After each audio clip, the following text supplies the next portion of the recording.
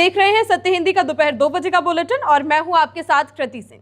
राम मंदिर दान विवाद में जांच जैसे आगे बढ़ रही है वैसे वैसे बड़े खुलासे होते जा रहे हैं। इस पर सपा भी लगातार सरकार को घेर रही है।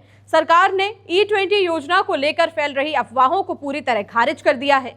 पश्चिम एशिया में फिर से टेंशन हाई होती जा रही है। वहीं पाकिस्तान सिंधु जल संधि को लेकर अड़ चुका है। इन्हीं खबरों पर इस बुलेटिन में बात करेंगे, लेकिन उससे पहले हमारे चैनल सत्य हिंदी के ऐप को जरूर डाउनलोड कर लें ताकि आप ये बुलेटिन ऐप पर भी देख सकें। ऐप डाउनलोड करने के लिए लिंक आपको इस वीडियो के डिस्क्रिप्शन में मिल जाएगा। तो आइए रुक कर लेते हैं दिन भर की बड़ी खबरों का। दान विवाद में 70 लोगों को नोटिस, सपा ने लगाया 20,000 करोड़ गबन का आरोप। जंतर मंतर पर भूख हड़ताल का चौथा दिन, सोनम वांगचुक की तबीयत बिगड़ी। सरकार ने E20 योजना को प्रयोग बताने वाली भ्रामक मीडिया खबरों को किया खारिज। ईरान की अमेरिका को 2 टूक चेतावनी, समझौता टूटा तो युद्ध के लिए हो जाओ तैयार। इस्राएली पीएम नेतन्याहू का बड़ा ऐलान, अब नहीं चाहिए अमेरिका की आर्थिक मदद। राम मंदिर में चढ़ावे से जुड़े कथित चोरी और गबन मामले में जांच तेज हो रही है। पुलिस और SIT ने करीब 70 लोगों को नोटिस भेजकर पूछताछ के लिए बुलाया है। इनमें ट्रस्ट के कर्मचारी, चढ़ावे का प्रबंधन करने वाले लोग, सुरक्षा कर्मी और SBI से जुड़े अधिकारी शामिल हैं।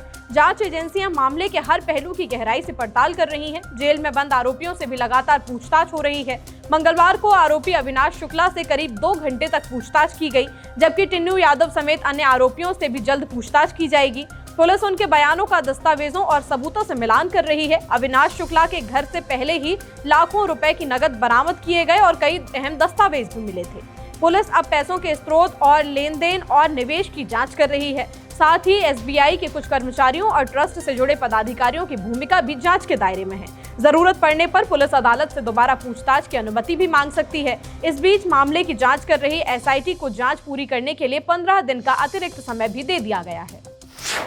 अयोध्या के राम मंदिर में चढ़ावे में कथित गड़बड़ी और चोरी के मामले पर समाजवादी पार्टी के महासचिव राम गोपाल यादव ने बड़ा आरोप लगाया। उन्होंने दावा किया कि अब तक हुई गिरफ्तारियां सिर्फ दिखावा है और इस पूरे मामले में बड़े लोग शामिल हैं। राम गोपाल यादव ने आरोप लगाया कि मंदिर के चढ़ावे में करीब 20,000 करोड़ रुपए का घोटाला किया गया है। उनका कहना है कि श्रद्धालुओं ने बड़ी मात्रा में सोना, चांदी, हीरे और कीमती जेवर दान किए, लेकिन उनका पूरा हिसाब सामने नहीं आया।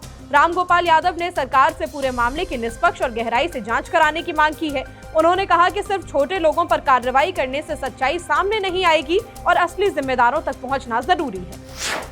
जंतर मंतर पर नीट पेपर लीक मामले को लेकर चल रहे प्रदर्शन के बीच पर्यावरण कार्यकर्ता सोनम वांगचुक की तबीयत को लेकर चिंता बढ़ गई। CJP के प्रमुख अभिजीत दीपके ने दावा किया कि भूख हड़ताल पर बैठे सोनम वांगचुक की सेहत लगातार बिगड़ती जा रही है, लेकिन उनका हौसला और संकल्प अब भी मजबूत है। दीपके ने कहा कि शिक्षा मंत्री धर्मेंद्र प्रधान को नैतिक जिम्मेदारी लेते हुए इस्तीफा दे देना चाहिए। अभिजीत दीपके ने सोशल मीडिया पर जानकारी देते हुए दावा किया कि भूख हड़ताल शुरू होने के बाद से वांगचुक का करीब 2 किलो वजन कम हो गया है और उनका ब्लड प्रेशर भी लगातार गिरता जा रहा है। उन्होंने कहा कि डॉक्टर लगातार उनकी निगरानी कर रहे हैं, लेकिन उनकी सेहत चिंता का विषय बन गई है।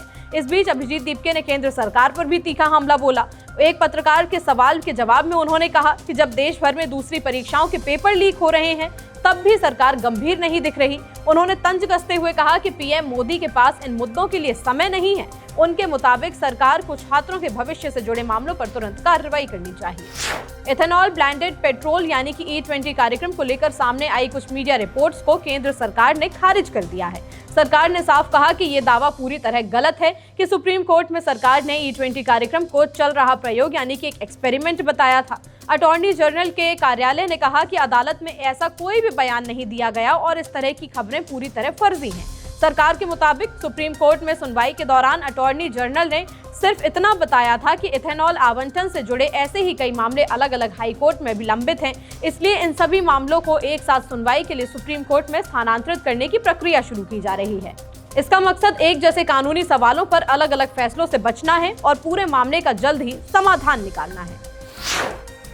जुलाई की शुरुआत में देश भर में 19 किलो वाले कमर्शियल LPG सिलेंडर के दाम में 183 रुपए तक की कटौती की गई है। दिल्ली में ये सिलेंडर अब 2,930, लखनऊ में 3,052, कोलकाता में 3081 और पटना में 3227 रुपए का मिलेगा। इससे होटल, रेस्टोरेंट और ढाबा संचालकों को बड़ी राहत मिलने की उम्मीद है। वहीं 14 किलो वाले घरेलू रसोई गैस सिलेंडर की कीमतों में कोई भी बदलाव नहीं किया गया है। साल 2026 में पहली बार कमर्शियल एलपीजी सिलेंडर सस्ता हुआ है। इससे पहले मार्च से जून तक इसकी कीमतों में लगातार बढ़ोतरी हुई थी। ऐसे में लंबे समय बाद आई इस कटौती से छोटे कारोबारियों को राहत मिली है, जबकि घरेलू उपभोक्ताओं को फिलहाल गैस सिलेंडर की कीमतों में किसी भी तरह की राहत नहीं दी गई। बुलेटिन में अभी आगे और भी खबरें हैं। तेलंगाना में सीएम रेवंत रेड्डी का बीजेपी पर तीखा हमला। कर्नाटक बीजेपी में बगावत, एमजी महेश पर कार्रवाई। नेतन्याहू का बड़ा ऐलान, अमेरिका सहायता खत्म करेंगे। पाकिस्तान ने सिंधु जल संधि पर भारत के फैसले को नकारा। मुख्यमंत्री रेवंत रेड्डी ने बीजेपी के राष्ट्रीय अध्यक्ष नितिन नवीन पर तीखा हमला बोला है।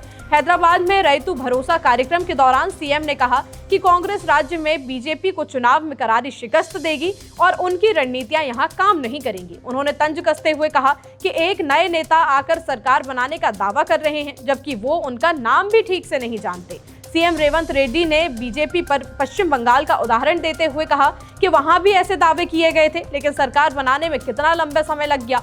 उन्होंने दावा किया कि तेलंगाना में कांग्रेस मजबूत स्थिति में है और जनता उनके साथ है।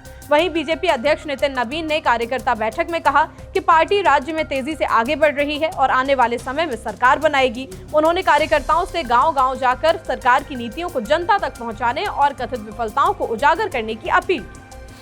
कर्नाटक बीजेपी में अंदरूनी विवाद एक बार फिर से सामने आ गया है। पार्टी ने अपने पूर्व प्रवक्ता एमजी महेश को 6 साल के लिए निष्कासित कर दिया है।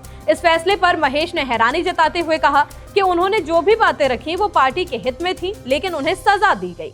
महेश का कहना है कि उन्होंने हाल ही में हुए एमएलसी चुनावों और कथित क्रॉस वोटिंग को लेकर पार्टी की आंतरिक बैठक में अपनी राय रखी थी। उनका दावा है कि उनका मकसद संगठन की समस्याओं को सामने लाना था, लेकिन इसे गलत तरीके से ले लिया गया। एमएलसी चुनाव में बीजेपी के कुछ विधायकों पर क्रॉस वोटिंग के आरोप लगे थे, जिसके बाद पार्टी में बहस तेज हो गई। इसी बैठक में नेतृत्व और चुनाव प्रबंधन को लेकर सवाल भी उठे थे। बताया जा रहा है कि महेश ने राज्य नेतृत्व पर गंभीर आरोप लगाए थे, जिसके बाद कारण बताओ नोटिस जारी किया गया और फिर निष्कासन की कार्रवाई हुई। पश्चिम एशिया में तनाव के बीच इस्राएल के प्रधानमंत्री बेंजामिन नेतन्याहू ने बड़ा बयान दिया है। उन्होंने कहा कि इस्राएल अब इतना मजबूत हो चुका है कि उसे अमेरिका की आर्थिक मदद की बिल्कुल जरूरत नहीं है और इस सहायता को खत्म करने की प्रक्रिया शुरू की जाएगी। नेतन्याहू ने इसे वेलफेयर जैसा सिस्टम बताते हुए कहा कि देश अब अपने संसाधनों पर खुद चल सकता है। इसके साथ ही उन्होंने ईरान को चेतावनी भी दी और कहा कि अगर जरूरत पड़ी तो इस्राएल तीसरी बार भी सैन्य कार्रवाई करने से पीछे नहीं हटेगा। उन्होंने दावा किया कि पहले ही कार्रवाइयों से देश को परमाणु खतरों से बचाया गया। नेतन्याहू ने यह भी कहा कि इस्राएल किसी ऐसे समझौते को बिल्कुल नहीं मानेगा जिसमें ईरान की परमाणु या सैन्य क्षमता पूरी तरह खत्म ना हो। दूसरी ओर अमेरिका और ईरान के बीच शांति समझौते की कोशिशें चल रही हैं। इस पूरे घटनाक्रम ने क्षेत्र में तनाव और बढ़ा दिया है। ईरान की संसद के स्पीकर और मुख्य वार्ताकार मोहम्मद बाकर कालिबाफ ने अमेरिका को सख्त चेतावनी दी है। उन्होंने साफ किया कि यदि अमेरिका दोनों देशों के बीच हुए 14 बिंदुओं वाले एमओयू का पालन नहीं करता तो ईरान युद्ध के लिए पूरी तरह तैयार है। कालिबाफ ने फारस की खाड़ी की हालिया घटनाओं को समझौते का उल्लंघन बताया और कहा कि जिम्मेदारी पूरी होने तक कोई अंतिम बात नहीं होगी। इस एमओयू के तहत समुद्री नाकेबंदी हटने से ईरान अब तक 4 करोड़ बैरल से अधिक तेल निर्यात कर चुका है। कालिबाफ ने हॉर्मुज पर ईरान और ओमान का अधिकार जताते हुए कहा कि जहाजों को 60 दिनों के बाद शुल्क देना होगा। दूसरी तरफ विदेश मंत्रालय के प्रवक्ता इस्माइल बकाई ने स्पष्ट किया कि फिलहाल अमेरिका के साथ कोई राजनीतिक बैठक तय नहीं है। दोहा में केवल तकनीकी मुद्दों और जमी हुई संपत्तियों को जारी करने पर बातचीत होगी। फिलहाल कतर ने भी तकनीकी स्तर की वार्ता जारी रहने की पुष्टि की है। पाकिस्तान के उप प्रधानमंत्री इसहाक डार ने भारत के उस फैसले को खारिज कर दिया जिसमें पहलगाम आतंकी हमले के बाद संधि को निलंबित करने की बात कही गई थी। उन्होंने कहा कि सिंधु जल संधि अभी पूरी तरह वैध और बाध्यकारी है और इसे कोई भी देश एक तरफा खत्म या निलंबित नहीं कर सकता। इस्लामाबाद में एक कार्यक्रम के दौरान इसहाक डार ने कहा कि ये संधि केवल पानी के बंटवारे का समझौता नहीं बल्कि क्षेत्रीय शांति और स्थिरता की अहम नींव है। पाकिस्तान ने ये चेतावनी दी कि उसके हिस्से के पानी को रोकने या बाधित करने की किसी को भी कोशिश करने की वजह से गंभीर परिणाम भुगतने पड़ सकते हैं। इसी मुद्दे पर पाकिस्तान पीपल्स पार्टी के नेता बिलावल भुट्टो ने भी कहा कि नदियों को राजनीतिक दबाव के साधन के रूप में इस्तेमाल नहीं किया जाना चाहिए। उन्होंने अंतर्राष्ट्रीय स्तर पर पानी के उपयोग को लेकर एक साझा समझौते की मांग की। फिलहाल 2 बजे के बुलेटिन में इतना ही। शाम 6 बजे फिर होगी मुलाकात नई खबरों के साथ। तब तक के लिए नमस्कार।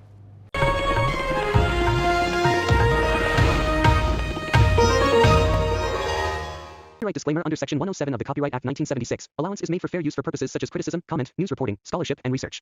Fair use is a use permitted by copyright statute that might otherwise be infringing.